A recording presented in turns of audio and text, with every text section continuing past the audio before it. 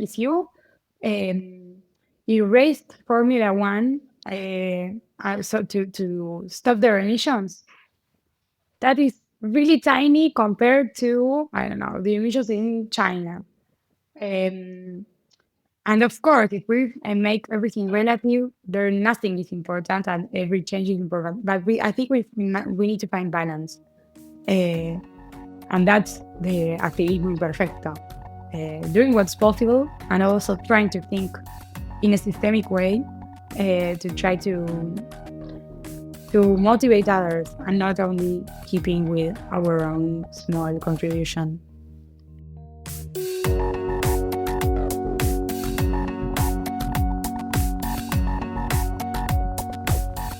Welcome to Therapy for the World, an interview series with people working across the spectrum of self-care and world care. I'm Dan Sikorsky, a writing teacher and therapist, and the other voice you hear is Sol Reiman, a geographer, climate activist, and internationally recognized environmental educator. We recorded this on July 16th at 2:30 in the afternoon. Here's our conversation.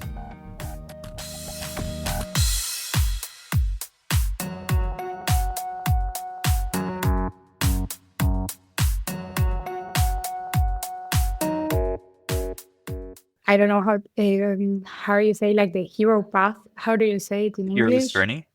Yeah, exactly. I think there is something about that related to climate advocacy, maybe, because you find a lot of challenges along the way, and you have to find, I don't know, make alliances and find ways to sort out the challenges in order to keep going. So I think maybe something about that, but it's just now that I'm making the connection. And also, I think empathy, that was something that we were briefly like mentioning before, like the ability to understand because you read stories of people from all around the world, a little bit more about how other people walk through the world. I love the piece about hero's journey first. I also love the piece about empathy, but thinking about the climate struggle as like the most epic hero's journey that I'm not quite sure how it's going to end. Will it end with triumph? Total failure? Will it be an epic tale? I don't know. You are lucky that just yesterday I had a coffee with someone who is more optimistic than me. So I come today with more optimism than I had 2 days ago.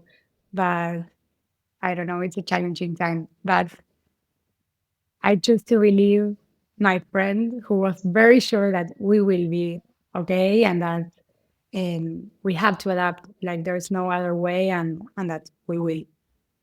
So we're gonna touch on things specifically now, but I do need to ask you what is your general state of being then, if not optimism, and like how are you feeling before this conversation, and what was said during it over coffee that brought you to the other side? um, it is. I know what we have to do because the solutions are out there, and we know the challenge that we have ahead, and we know that we need every sector on board. And well, particularly now, it's a really challenging time to see every sector getting on board, and we are actually uh, like watching the I don't know, like the tendencies to turning around, and there are a lot of enterprises that are um, um, like minimizing their environmental action and their uh, carbon neutral objectives and so on. So I was feeling quite disappointed on the one hand, like skeptic of the possibility of actually getting to avoid disaster. At the same time, I know that it's not that one day we're going to wake up and there will be an apocalypse or something like that. It will be gradually, and we're already going through the consequences of the climate crisis. But it's true what my friend says that because we're living these consequences, it is more easy to show decision makers that if they don't make changes to the way we are going through all this reality now, they are the ones who are going to lose money and I don't know, political favors. It's not the next generation anymore. So that's something to be us hope we must change now, and everyone will be um, exposed to the consequences. I don't want to take your So hope from you, so I'm gonna limit my response. But now, I no, I'm kidding and I'm not. Because I tend to exist on a little bit of a more pessimistic side of things too. At the same time, we wouldn't be having this conversation if we didn't think it matters, and that it mattered. So we can leave that there and come back to it. I want to start at the beginning. Where did your interest in working in this field come from? really don't know. I ask myself that a lot. When did it start? And it's funny because um, mm, when I watch, like, look back and find, I don't know, some paperwork that I did in primary school or secondary school, I find like how do you say,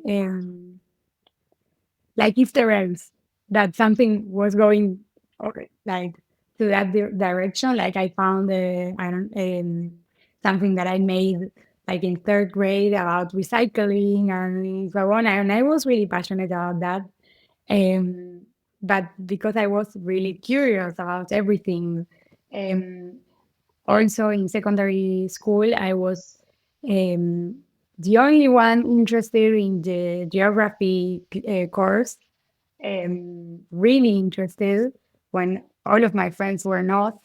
But I didn't pay much attention to that. And I really found it challenging to choose what to study in university. But in that process, I understood that there was something about the intersection between the social issues and the environment. Um, and starting to understand that was the first step. And that's how I studied geography, looking for those answers and to dive deep into that universe of environmental issues. Um, and then I was lucky enough to start working in the climate change area of the government of the city of Buenos Aires. And from the huge universe of environmental issues, I found climate change and the adaptation agenda. And at the same time, I was joining a youth led advocacy group of climate action.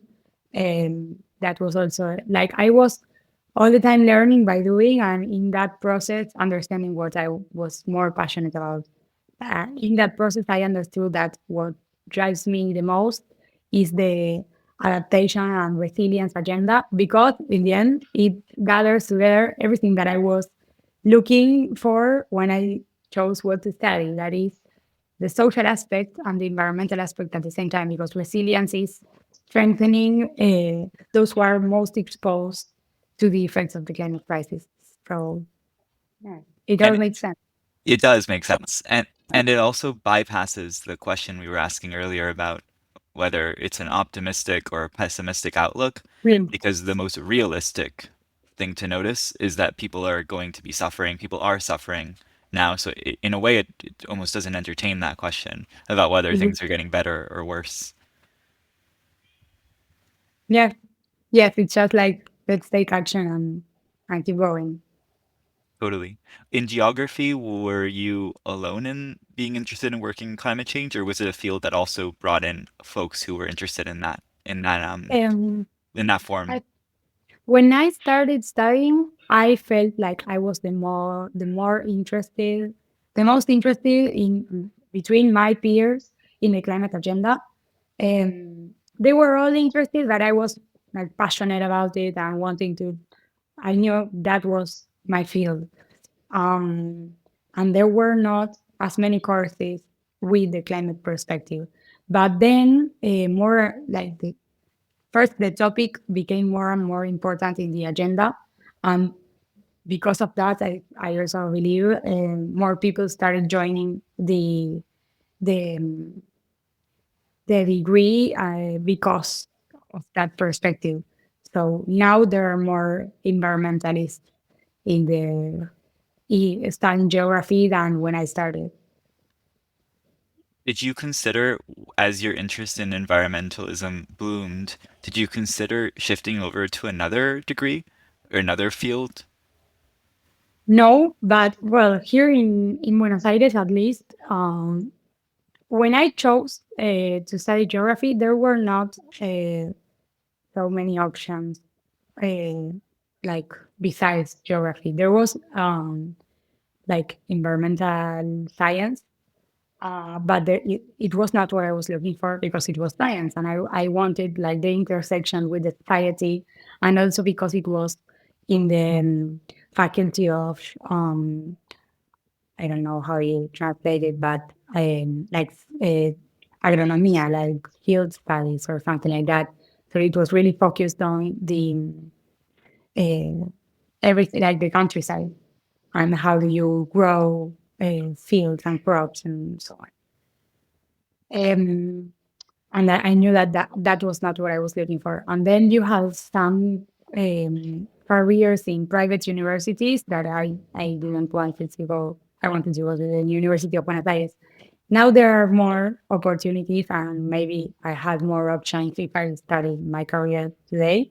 What I also knew from the first moment was that I would have to create my own path because it was very specific, and that I knew where I wanted to go, but I didn't know how I would get there. And I knew that, yeah, I would have to keep finding courses besides university and opportunities to keep learning what I was looking for. I know it's an unpopular, which is a bad word. Let's go with not a very common pursuit here. Geography. I know it's a small department. I think it is. Mhm. I mean, honestly, I haven't met anyone in the States who studied geography as their major. You get people who studied, GIS and specific like applications of geography, especially in courses. I don't know if I have a full grasp of what it is, geography. I mean, I also kind of stayed with my middle school geography class understanding of we learn the capitals of the different countries and the different ways that the tectonic plates assemble to form mountains or earthquakes or and so on. But what it clearly it's more than that. What is the field of geography at the university level? Um, well, I was lucky enough to have a similar approach with geography in secondary school, so it was not it was really aligned. But to sum it up, it would be like the relationship between societies and their territories. So you would analyze. It's really abstract. I don't know, but it's something that because and so you have urban geography and you study cities, but related with the societies that inhabit the cities, and rural geography, and you study how societies relate with the rural spaces and how do we organize them and what can we do about it. I don't know. Um, I also studied courses related to ecosystems or also related to maps and how do we represent territories and also information in the like with a territorial approach. It's really interesting. It's like sociology, but with a really grounded approach. Um, so yes, it's quite specific. You sold me on it with the phrase a society's relationship to its territory that does feel super broad and super um like that it touches so many different fields and ways of understanding daily life from like transportation means to architecture to even like materials that are used on a daily basis. And I'm wondering, I imagine that there's also a segment of the field that studies society's broken relationship with its territory, or like the ignored relationship with the territory. I feel like so many places are ungrounded right now. They could be existing anywhere. Yeah, that's really interesting, and it has a lot to do with geography. I was actually thinking about that with friends the other day.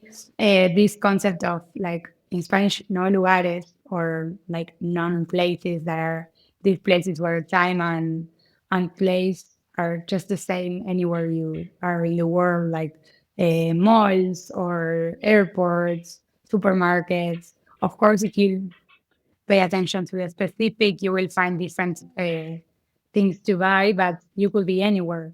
Um, and it's really interesting because where is the culture of the place and so on. Casinos also. Yeah, that's something that is really that we study in geography. Like there's no marker in that place of where it is. It could be, and I like the way you said that it could be anywhere. You mentioned earlier that you had explicitly chosen to study at the public university at the Universidad de Buenos Aires, choosing Mhm. not to go to a private one. What was behind that decision? Uh, I knew the University of Buenos Aires was one of the most prestigious universities here in Buenos Aires. I really wanted to go through that experience. In particular, the options that I was looking for related to environment and societies were not available in prestigious universities at the time. Um, so the most important one would be that one. And I also wanted to pop out a little my Jewish institutions bubble that I had growing up. So that was also something that I was really looking forward to. Until what point were you very involved with that Jewish bubble? Because you popped out of it, but you still stayed inside of it to the extent that you wanted to. So at what was your involvement with that bubble? What were you doing in Jewish organizations? Well, I went to primary and secondary Jewish private schools on the one hand, and also, and I think you are referring to that other part. Every weekend, I spent it on a Jewish country club. And since I was 17, I spent it in charge of groups of kids and teenagers from different ages, um, with activities and within non-formal education. I'm in charge of planning their camps and so on. So it was like all the time being around people with the same values and the same background. And um, I don't know. I wanted to meet other views of the world. Something I hear often from people who did have that involvement with the Jewish camp groups and Jewish groups of being in charge of them also, like teenagers in charge of younger kids. I did the same thing. I hear often from folks who've had that experience that the lessons learned there and almost like the mentality that goes into that work stays with you in many ways. It like pops up in strange new places. I was watching an old madrija at a madrija being like a leader of these groups at a bonfire in a very like not particularly Jewish setting the other day, and just like gathering to Yeah. group and songs and like playing games and stuff. I wonder where you've seen that part of you, that energy come up since then. Yeah, I think it's a huge part of my personality and of my leadership today. It has shaped me completely. I spent 6 years in charge of groups of different ages, and also, and almost as important as that, working with teams of with people that were my age. And And in those places, I was also like the environmentalist of the team, and I was keen on every kid to actually pick up their waste and throwing them and so on. But what actually stayed with me was, on the one hand, like the knowledge on planning of activities and projects, and also the innovative style. You have to plan with creativity and with innovation, and that led me to create projects that are really different from everything that I knew in as a professional. Um, so I think the way I work today as a professional has a lot to do with everything that I learned until when I was a Madrigal. Um, and also playing while you work, like the value of playing with others. I think it's really important and something that we forget growing up. When you first started entering, I almost said like business spaces, but professional spaces. Like the city of Buenos Aires, I'm not sure it was maybe it is a business space. I wonder what you found when you got there. Were you feeling like there was room for this type of playful energy, or did it ask something else of you? Well, when I started as a professional, I had a simultaneous start. Uh, I started on the one hand on the government of the city of Buenos Aires. We were two of us, me and my imposter syndrome, together, hand in hand, and I was like feeling really tiny and like looking up to the ones that were there before me. And it was in the pandemic, so it was in from home, really challenging, and I felt like I couldn't uh, be 100% myself at the beginning. So I would just try to understand how everyone else was behaving and trying to adapt to those ways.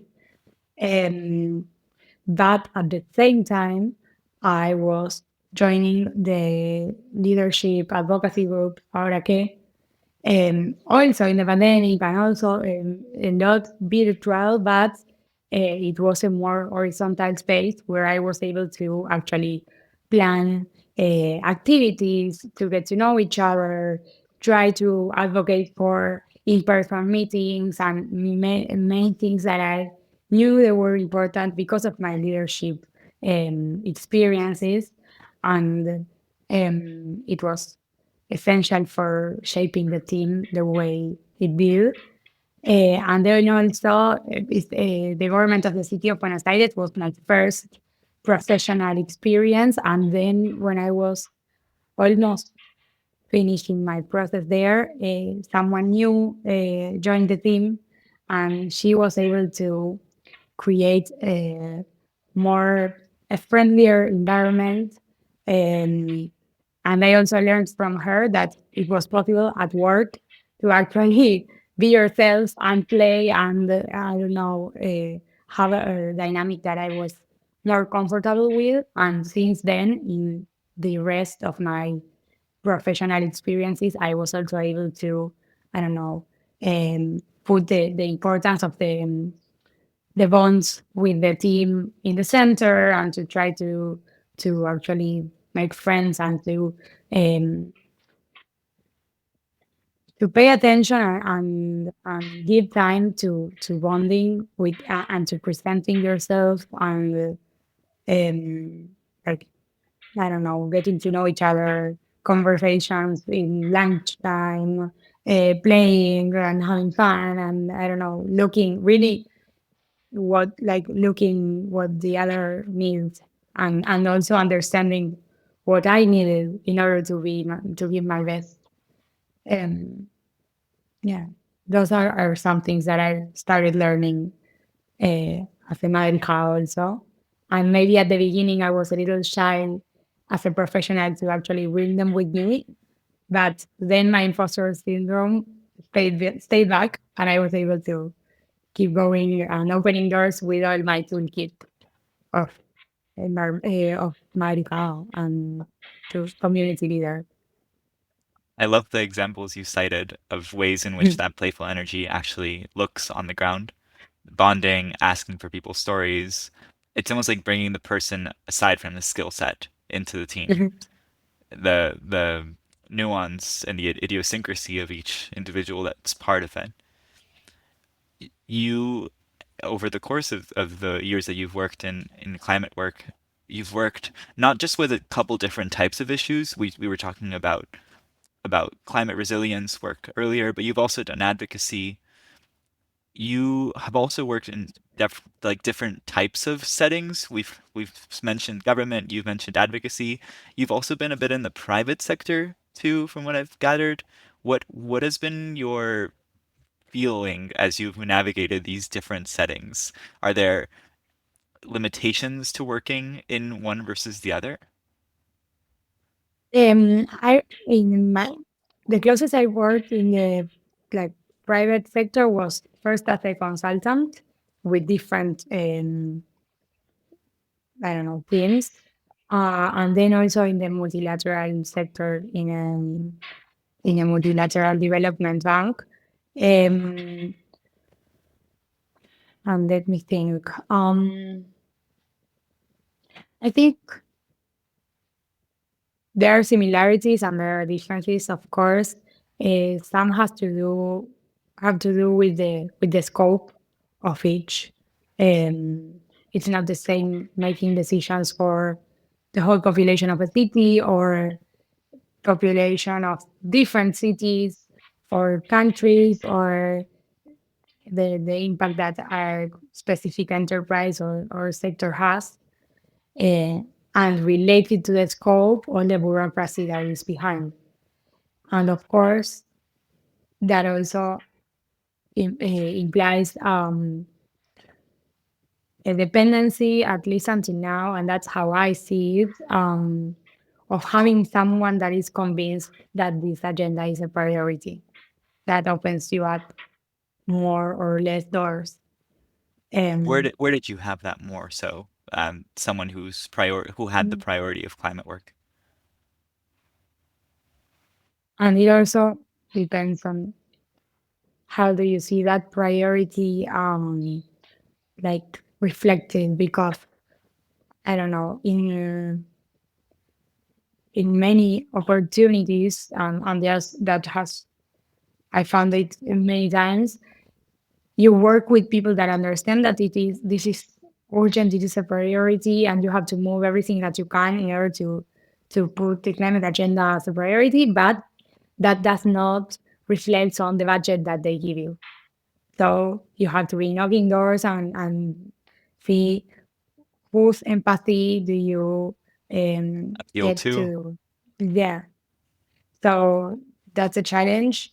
Um, I think for not having worked as much in the private sector, I think in the private sector, I don't know if there's more willingness, but there's less bureaucracy in order to become this entire reality. So if it's a bit, if it's something that's related to the business and will not make you lose money, I think it's easier. Um, I don't know. It's challenging to actually um, become something that or turn something that you know that you have to make a reality to actually turn it into something concrete.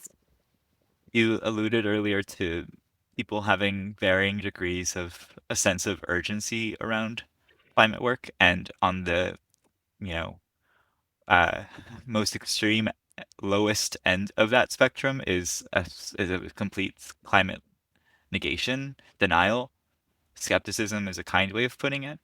How do you understand that there are people out there who believe that this is not the case? I mean, I thought as the years have gone by, I'm continuously more surprised that there are people who still believe that way. It's denigrating of me.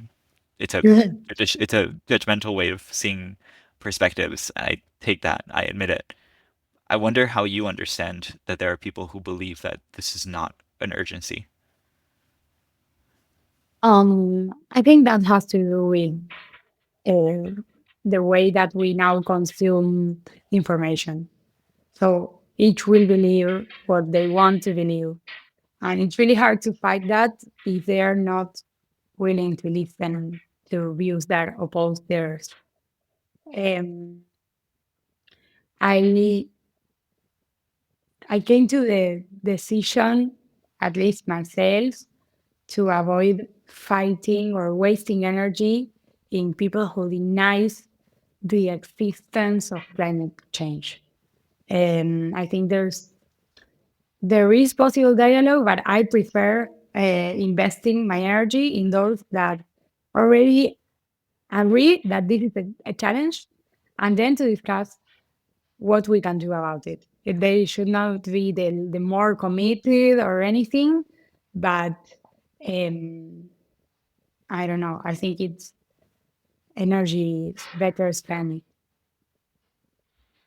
We were talking off the air about you're talking about climate messaging, right? On a in a broad way. We were talking off the air about a study that showed how communicating to populations, in quotes, the six key truths about climate change leads to better attitudes and behaviors around this issue. And kind of going with what you were saying, the first of those, only the first of those key truths is climate change is real, right? Climate change is happening. The other five key truths depend on that first one. The other five are it's us, right? It's human caused. Experts agree, so there's a scientific consensus. It's bad, meaning this is not good for us. Others care, meaning I'm not alone in feeling this way. It's a generalized sentiment. And the last one is there's hope. So there's something we can do. I thought it was a lovely way to summarize the different types of messaging that could be communicated around this issue. Which of those is one that you're feeling that you have been working on recently? um, I'm thinking because there is something about the tone that I think shapes everything. I don't, for example, if we pick the responsibility items of all these 6 points, it's like we can say it in a catastrophical way, or we can say it in a hopeful way, or in a, I don't know, and that changes everything. Um, I think, and it's at least here in Argentina, there is a spectrum of how does people um, or which strategies do each group or groups or sector choose to communicate, and there's the more this is a crisis and the system is collapsing and so on. And it's really interesting, I think, also to talk to you about this because there is something about the words that are chosen to speak about this that changed everything. So the collapse and it gives a sense of there's nothing you can do about it. And that can lead to many paths. But one is like, okay, so I just keep on living my own life until we die, and that's it. And so it leads to inaction. But at the same time, if there is a lot of hope, that also leads to inaction. Um, so if it's like we're on time and it's not our responsibility, that is something that I could say. Like it's the responsibility of the 1% richest of the world. So let them fix this mess. But it's not enough if we just keep quiet waiting for others to fix the mess that we didn't cause. Um, so what do? I think it's unfortunately um, um, I don't know if it's one of the items in concrete, but or maybe it's the one that there is hope, but there is hope if we do something about it. So everyone should have these climate lenses and not only that 1% that we were mentioning before. Even though they are the ones that should fix it, it's like the bottom up approach. We should be also trying to switch tendencies, considering that we're limited and that I don't know. Well, we were talking off the air of vegetarianism and how much our small actions actually shape the reality or not. And I think that's the conclusion. It's like it's not because we are having meat for lunch and domingos, asado in a Sunday, a kind of way that will change the world. But actually, if we can, with our choices, slowly but steadily keep changing their tendencies. I love what you're mentioning, and I'm struck by the thought that different messages also work for different people. I think some people hear Sure. the word collapse and like run into that building to try to save it, whereas others will flee from the scene. Others will stay and watch in a sort of Mhm. voyeuristic way. So it's like the way we react upon different words is also a problem. It almost feels like we need to have fine-tuned messaging to each listener.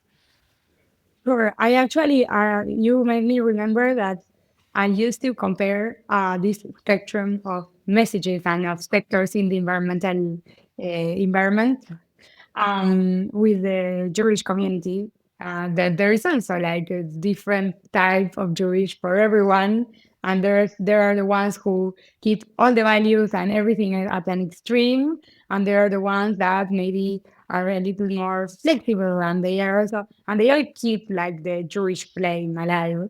And I think there's like the same thing with the environmental advocacy world. There are the ones that are focusing on our small actions and the ones that are focusing on policy making at the international scale and the ones that are waking everyone up with the dramatic words and the ones that are willing to discuss with enterprises and even with oil companies and try to see from the inside what are they willing to change. One big debate in climate action has been whether or not we should blame individual people for climate Mm. catastrophe. And the opposite of that being to blame corporations and the 1% and the Yeah. richest countries. There was a tendency for a long time to blame the victim, which is true, but to blame the average person and to say, you know, you need to recycle, you need to eat vegetarian, you need and it was a bit of a fallacy and almost like a cruel act on behalf of these corporations who just kind of stuck around doing what they always did while the blame was shifted to the people. That said, I think we're trying to we moved completely to the opposite end of that. I think over the last few years and said it's only the corporation, Yeah. it's only the government, it's only richest countries. I still focus a lot more. At least you were saying that we're all on different levels of action. If mine would be have a name, I think I'd be focused more so on like people action. What for those of us not in government, not in corporations, those of us just kind of like living our lives, doing our lives in a daily way, the ways in which we are complicit or participative, to put it more kindly, in climate catastrophe. One thing I'm always interested in is consumption. I think that until consumption declines dramatically, there will be no solution. There will be no betterment of this emergency. Are there behaviors that bother you on a people level? Yeah, but I think it's a systemic crisis and it's kind of easy to blame the system and to wash my hands. But there is something about this because I agree with you. And we have this consumerism behavior that is really worrying. But at the same time, what can I do if I, the only clothing that I can afford are items that actually will become, I don't know, like they will actually become waste in 2 years. And it's like something that is really hard to get out of because if you want to buy good quality products, they are really expensive and sometimes they still run. I don't know how to say it, like uh, They don't last ah, long. exactly. Even if you think you're buying like an ethic brand, they can still, I don't know, last only 2 years sometimes. So it's very hard to fight that systemic or, like behavior, the system that forces us to keep buying and keep buying.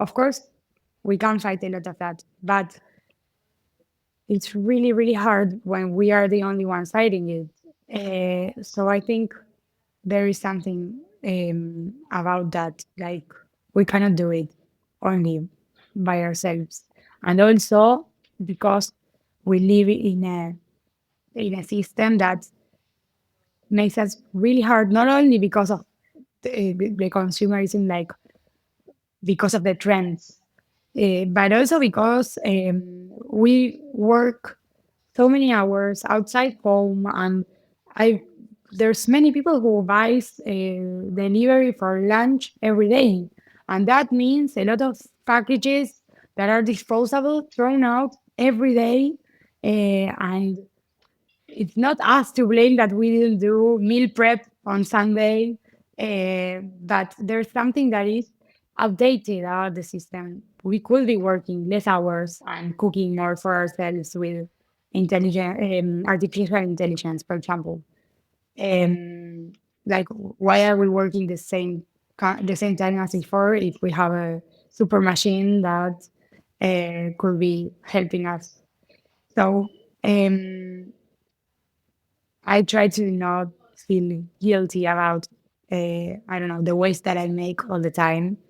And to, there is this term that I really like that I think I mentioned you once that is like imperfect advocacy, in Spanish, activismo imperfecto. Um, when I found that concept, it was a relief for me because I used to feel guilty at each thing that when I started like understanding the impact of every action, it was very hard for me at the beginning. I tried to do 1 July without plastic in 2017 or something like that. And I felt so guilty when I had to that made me like it made me click and open my eyes and understand how much waste I was provoking. And but you can feel really guilty if you feel like that one thing that you're throwing away each day is the cause of the systemic crisis that it is. But at the same time, you have a huge corporation throwing loads and loads and providing, I don't know, for example, airlines providing each one of the passengers every day a disposable cutlery.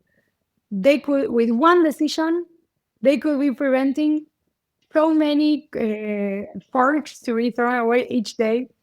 So it's like, that's why I say it's like a complementary approach. Bottom up is important, but because we set trends and not because we will make a huge difference. We will feel better with ourselves. But if we if we keep throwing away every day for the rest of our lives, we won't be making many difference in the numbers of emissions. Um, I was talking about that with an environmental manager the other day because my brother is a huge fan of Formula One. And I was talking about the environmental impact because they fly the cars around the world without any criteria, like from one country in one continent, they go to another in the completely opposite to go again to the same other continent. And I was mentioning him like they fly the cars, the teams, the drivers, and he could tell me like if you um, erased Formula One, so to stop their emissions. That is really tiny compared to, I don't know, the emissions in China. Um, and of course, if we make everything relative, there nothing is important and every change is important. But I think we need to find balance. Uh, And that's the activismo imperfecto, doing what's possible and also trying to think in a systemic way to try to motivate others and not only keeping with our own small contribution. That's real. I want to respond to one part of what you were saying, the piece about how so many of our climate change contributing actions, like ordering delivery or like buying clothes that only lasts for 2 years, I appreciate, and I think it's very generous from a social justice lens to shift blame away from the person who takes those Mm. decisions because they just truly did not have time to prepare their food because they also had to take care of their children or because they also had to work 4 jobs, for example, or the fast fashion that's just all that they could afford. I appreciate that. And I think it's harder to do so with those actions, but we gotta blame ourselves for something, is my thought, is what I find myself thinking while I hear that. Yeah. Maybe not those, but I can't square, for example, the fact that water bottles still exist, that plastic water bottles still exist. I have been a user of reusable plastic water bottles for at least 10 years, and I find my life is so much better because of it. On a selfish level, let's pretend it didn't even make climate change better. It does. But I just like the fact that I've got my own water bottle. I never have to spend a dime on water anywhere. Anywhere I go, I'm bringing water with me. It's almost like another appendage to me right now. My water bottle. I think Americans get like U.S. Americans get mocked for that sometimes, um, Yeah. and rightly so. But it's true. It's true. So I can't not blame people for that, or even taking plastic bags to the grocery store. I lived in enough places where that was where they cost money. I lived in enough places where they cost money that also motivated me to just have my own cloth bags, which I also just think look really nice and aesthetic, and I use them to go do my groceries. So I feel like we got to blame ourselves for something. Even just now or before this call, I told you we were talking about Shadowbow, about like the tea leaves from our beverages and how you did not change yours out from this morning, Yeah. whereas I did change out my tea leaves from this morning. Could I have could I have just used the same ones from this morning? Absolutely. No doubt about it. I could have used the same ones from this morning. Should I feel bad about that? I think I should feel bad about that. I don't want to, but I think I think someone should tell me then that's not right. Someone has to tell me that. When people throw away reusable things in front of me, they ask me like they say they are sorry for me, like sorry, sorry, throw them out, and it's like don't ask for my permission or my blessing, and um I think there is so like we are one of the small portion of the population who actually feels guilty for not reusing the shelf. And it's like I started feeling in one moment like the la boluda.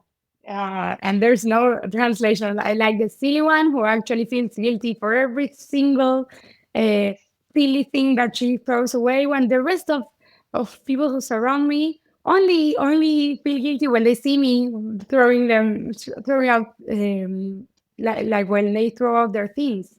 So I think there's something about that. I think there are people who actually could make more effort in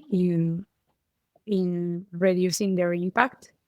But at the same time, we that have already like a conscience and a perspective should be not like uh, blaming ourselves all the time, and also starting to think strategies that are more systemic to address these things.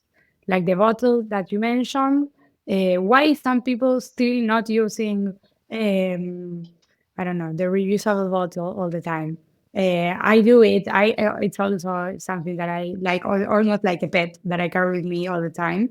But I have to buy bags that actually fit my bottles in. So of course, I understand that my friends that are more fashion items that more fashionistic, I don't know, than my friends, they choose the tiny bags. And there's also But there are more systemic strategies that we could still develop to actually reduce the use of water bottles, like installing places to drink water in the city, or enabling or forcing restaurants to give you tap water for free. That is something that here in Buenos Aires does not happen um, at all. So I think it's like a combination. And definitely, uh, I know a lot of people that could make more effort and more effort and separate their waste, for example. Um, and we should be trying to wake up more people in that context, and we shouldn't give up because that it's true that every action counts. But at the same time, I think um, the most important is to aim higher and to try to to develop, I don't know, startups and businesses and projects from governments that enable us to address these small decisions that we make every day that make us have a higher impact than the impact that we want to have. I'm especially on board with the idea of forcing restaurants to refill water bottles. I have had to perfect my own pitch for getting a waiter Yeah. to please fill up my water bottle. I think I have a pretty good success ratio at this point. And it's all about the empathy. It's all about getting the right tone in your question. And like making them feel like it's obvious that they have to fill it. Yeah. I then you want I want that strategy. No, and for example, when I started in composting, um, I learned that in New York, in that time, I think that's not the case anymore, but there were many like community places where people actually took their compost, and that was that.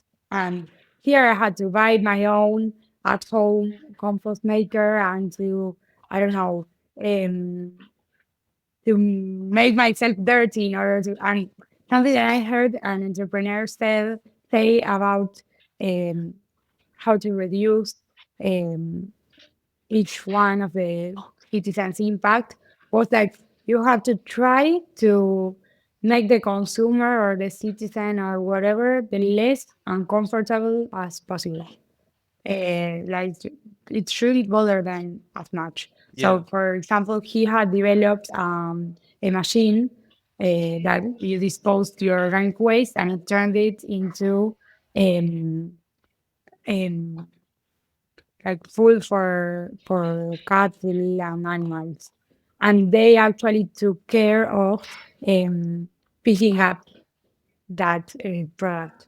So you didn't have to do almost anything different, and your life could still be the same, and you were reducing in a half your environmental footprint because waste, a half of our waste is organic. Um, so I think it's a good way to see things in order to actually be able to develop strategies to drive change. Yeah, I'm thinking back to the six key truths while we're talking. First, I was thinking Mm, about your friends who say sorry so when they throw something mm, out, and I think that the two key truths that are missing there, unf- uh, ironically, the one that the truth about it's bad is missing there because it's like there before we even talk about that it's us. It's like this is a problem, right? It's like almost like it's a you thing. Like climate change is something Sword cares about, um, and it's Sword's personal yeah, problem. And I'm sorry, Sword, that I'm not helping you with that. I think there's the it's us is clear. Maybe that it's bad is not. And then with the solution around cattle feed that they come pick up your organic waste from your house, there I feel like again it sort of goes past all of these. It bypasses all of these truths. mhm, It doesn't really yeah. matter if you care about climate change at all. Maybe it does. It definitely motivates you a little bit to participate in this program, but you don't have to think it's real or it's us or it's bad or there's hope. That it almost doesn't matter. You just do something beyond the fact of climate change. I think there is something. I was thinking while listening to you that sometimes those who actually tell me, sorry, I'm still generating impact when I know I could avoid this, um, they don't really feel that this its bad reality or truth will actually affect them because uh, we are very privileged, and I put myself into that package also. So whenever I don't know, a flood comes, I'm supposed to have a roof that I can be under and survive that flood. Or when there is a heat wave, I have a swimming pool, not mine, that I have friends who have, and I could go there or turn on the air conditioning, and I could survive with not much trouble. And I think one challenge that we still have is to actually um, wake up people and make them understand that, I don't know, energy will be more and more expensive because we all will be turning on our air conditioning. And here in Buenos Aires, we have a lot of energy shortcuts, um, that the floods will make disasters and the economy will be affected. And like we have to make these connections in order to this it's bad will actually in Spanish is like interpela. I don't know the translation, but That you'll I like feel that word. affected, that you'll feel Yeah, touched by you it. will feel it personal, yeah, or that it will impact you also, and not just the world like as something that is not that has not to do with you. On that theme of climate messaging, one of the initiatives that's been in place recently by certain climate organizations is to encourage the media to draw that connection with climate change whenever there is a natural disaster, which Mm. I've noticed as an increasing trend, whenever there is a flood or where there is a hurricane or so on occasion you see that connection explicitly stated, which then leads to the media organizations being criticized, certainly, but it feels like a piece of that puzzle. Before we close out for today, there's just one or two more things I wanted to ask you about. One is the nuance of working in the global south, the way that which is most of the way you have been working with cities networks, often centered in this geographical area, and you're also soon to go up to the global north, taking maybe some of these lessons or some of these nuances with you. I don't know if you're familiar with this, but I was recently educated by an anthropologist about how global south is a term to be retired, and the better one to use is global majority. I like that. I like that too. I like that too. Well, I'm wondering what have been some of the specific opportunities and challenges of working in the global south for you? Okay. There's a lot. We were talking before we started about how the climate agenda is something that has to do with geopolitics, and that behind climate negotiations, each country is fighting for their own interests. And it's really interesting because you see like fights between including or erasing some different words that enable, I don't know, a country to actually produce more of something that is not organic, certified, for example, or I don't know, emit certain kind of emission. Like it has to do with a lot of things related to commerce and production, and I don't know how much do they want to change the status quo, and something that is still less popular in the climate agenda is the adaptation agenda, which is the one that the global majority or the global south should be focusing on because we do not have systems that are prepared for the effects of the climate crisis. And so the effects of them, of the floods, of the intensive heat, or whatever that increases with the region we're in, um, will be very hard to recover from. Um, and that is something that is urgent, and that is really now like the more popular agenda is the mitigation and is like trying to reducing the carbon footprint. It's also something that it's really like it looked nice because you plant some trees and you put a nice number on some advertising place. You are carbon neutral by 2030. Amazing. And maybe like preventing an impact of the climate crisis to happen is less um, Sexy. um yeah, yeah, but it's really important, and it has to do with the specifics ways of living in the I will keep saying global south for a little more, but because it comes easier. But for example, the informal settlements, we've discussed this a lot, are very little prepared for the heat, for the rain. They do not have um, materials that actually absorb water from the rain. They do not have stable electricity to fight the heat or the lower temperatures. So it's and that impacts the ability of the low income workers that are essentially in any city to actually work each day. And so that has impacts with the health system. And that's when you start connecting everything and realizing that the truth that it's bad, it's not only bad for others, but for everyone. That feels like a lesson to be had in this hemisphere. Yeah. And at the same time, you asked me about like opportunities, and I think, and that's a nice way of saying it, and not only being pessimistic about it, is well, before saying using the term global south, we used to say developing countries, and we are still developing, and we have still opportunities of designing our cities and our ecosystems in a way that is more friendly to the crisis that we are addressing. Um, it's a challenge at the same time because that sometimes may mean, I don't know, choosing a different material that is a little bit more expensive. But in the long term, it will be cheaper because you will not have to rebuild that place and so on. Right, like the system is still so it's still taking shape, which is Hmm. true of everywhere, but especially maybe true of places that are still reaching their pinnacle of growth. Hmm. What has been one of the ways that you've built networks and communities around climate work? It's one of the things that's most fascinating to me about the way that you operate in this space, that you seem to know many people. You've connected me to people.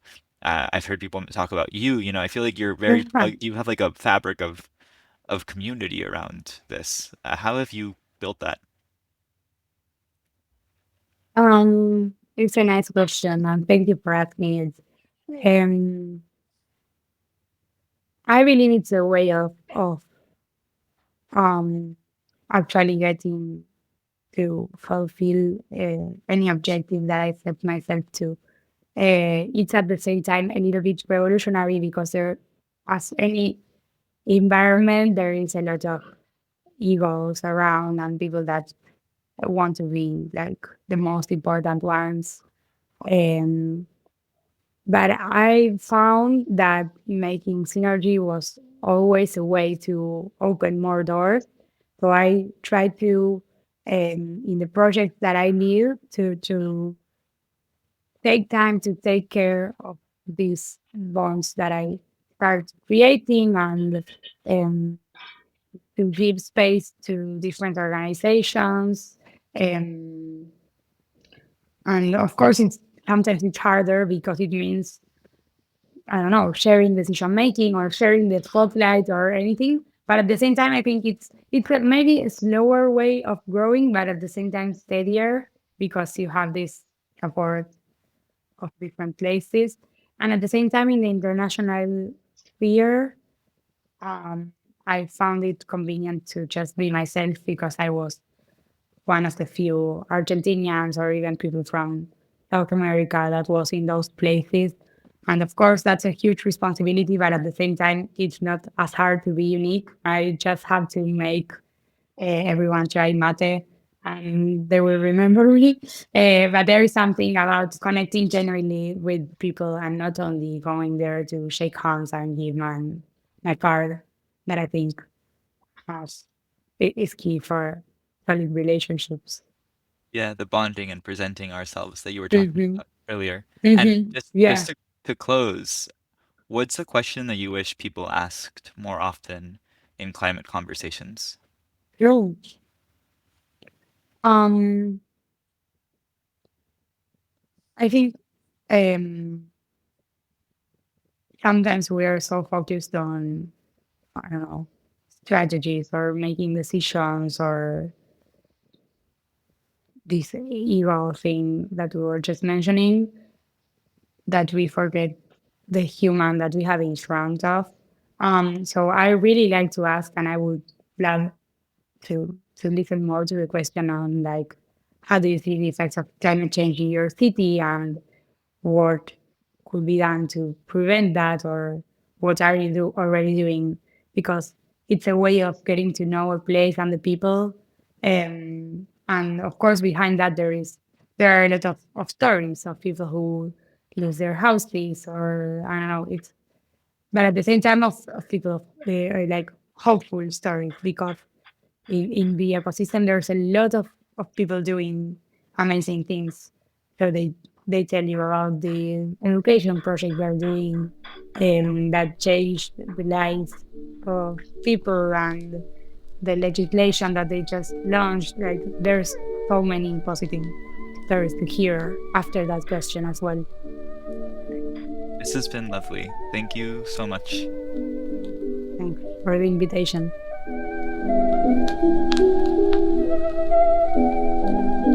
Thanks for being here. If this conversation resonated with you, consider reviewing Therapy for the World or sharing the link with someone who might appreciate it. Until next time, speak with care and listen deeply.